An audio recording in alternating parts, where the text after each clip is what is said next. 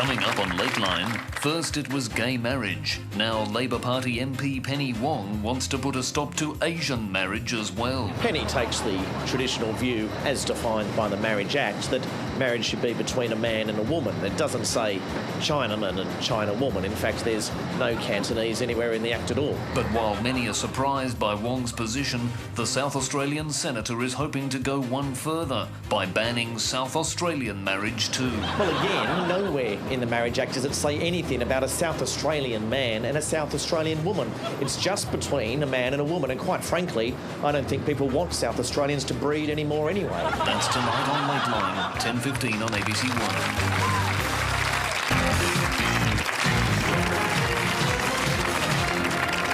Now, we were talking before about the coalition launch, which of course was held 3 weeks after the election was called. And amazingly, now with only 10 days till polling, the ALP actually hasn't launched its campaign yet. Yeah, although if you've seen Labor recently, I don't think they're running for election yet. No, true. Look, the first party to launch their campaign was the Greens. And I tell you what, the passion on display at the Greens launch was truly inspiring. And now I'll have to excuse myself because I have to take off too to another event. They really get into it. They love their politics. Now, of course, a campaign launch is a big opportunity to define who you are and what you stand for. So traditionally, each major party does exactly the same thing. Blue background, big slogan and a completely bland leader. Now, these launches have always been one of the major set pieces of an election, and it's interesting to see just how much they've evolved over the past few decades. For example, in 1977, Malcolm Fraser used his campaign launch to project an image of a strong leader with shocking dandruff.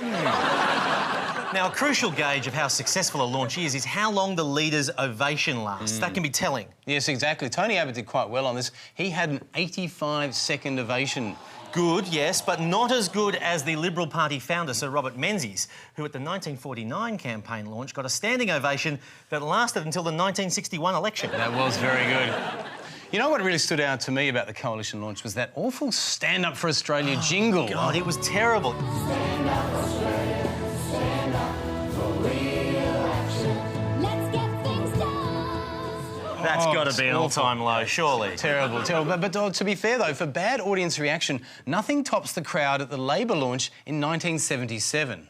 Can you help me sing it? This land is your land. This land is my land. So into it, aren't they? Get to the good part of the audience, come on. Oh, he's into it. He's dead. And unsurprisingly, they lost that election. But, look, it may not look like it there, but launches are actually gatherings of the most enthusiastic supporters of a political party. And some of them are just incredibly devoted, like this woman here who I reckon thought John Howard was actually a saint. Is less than 70,000. And when you think about those embarrassing moments, Tony Abbott would have been pretty happy with the way things went on Sunday. He would indeed, and of course now attention turns to the ALP launch, which will be, I think, a great chance for Julia Gillard to lay out what she believes in. Yes, just like she did in 2007. I profoundly believe that Kevin Rudd is the right leader at the right time for this nation's future.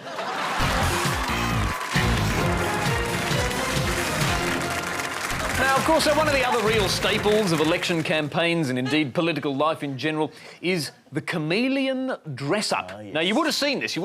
This is the phenomenon where politicians suddenly take on the same look and clothing of the people they're talking to. Yes. So, if they're talking to people in hard hats, they wear a hard hat too. And probably spend most of their lives wearing hard hats, it seems. And same applies to hygiene hairnets, surgical gowns, fishmonger aprons even. So basically the rule is wherever you go, you adopt that dress up. Yeah, but it can be a dangerous rule to live by. As we saw the other day when Gillard's campaign included a visit to a regional circus. Yeah, and it got even weirder yesterday when she visited an Indigenous community in the top end.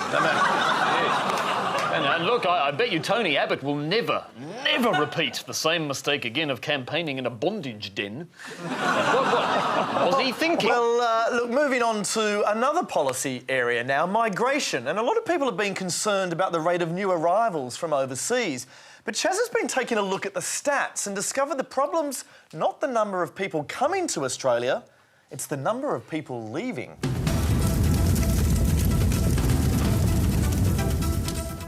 Migration is out of control. In the last 12 months alone, net migration has dropped 75,000, and there's no sign of it slowing down. With more people leaving the country every year, who knows where it will end? According to this model, by 2036, Australia will have a population of 0. Whereas according to this model... I'm sorry, why are you talking to me? A population of 0 would mean 14 million job vacancies going unfilled. With no one drinking the water, our dams will overflow, drowning whatever life is left. And by 2060, this country will have a whopping minus 48 million people. And talkback callers aren't happy. I'd say I'm getting very frustrated about how our so-called leaders are dancing around the issue of immigration. But you're talking about the boat people? No, I'm not talking about the people coming here. I'm talking about the people moving overseas, the emigrants. The emigrants? The people going away from Australia? Yes. They can go with their bloody wife. What do you want us to be, bloody China or something where they can't go overseas? You need to have control, that's what I'm saying. Why? 100,000 this year. Why? How many next year? Why? Why? Draw the line. Bloody why?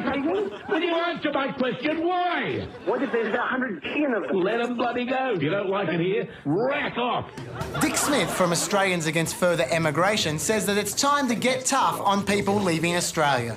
Oh, Dick, I'm sorry about this, but it's the ABC, OK? So no cross-promotions at all, no Dick Smith food, peanut butter, none of that, OK? That's outrageous. I'd never do that. Come on, let's film in here. Oh, OK. Look, I don't mind people leaving the country as long as they're legitimate political dissidents. And people can move overseas if they like, but there's a right way, by becoming a Hollywood star, and there's a wrong way. And these guys are just queue jumpers. But how do they get out of Australia? Well, it's all thanks to people smugglers like these. This cartel has operations all over Australia. It's run by this man, known only as the Captain. See just how easy it is to purchase a trip to New Zealand. Could we get to New Zealand? Sure. We have a really cheap fare for $2.81 and 76 cents. So for $281, you can get me to New Zealand. Yes, you can fly there tomorrow. Caught! Red-handed. Unfortunately, smugglers are more concerned with money than safety, sending thousands of people a year overseas on shonky vessels that could fall apart at any moment. Even so, some Australians are so desperate, they'll do literally anything to make a life overseas. So if we want to avoid becoming a non-existent Australia, we need more boats now. Over here! Why did you bring me here? And that's the burning issue.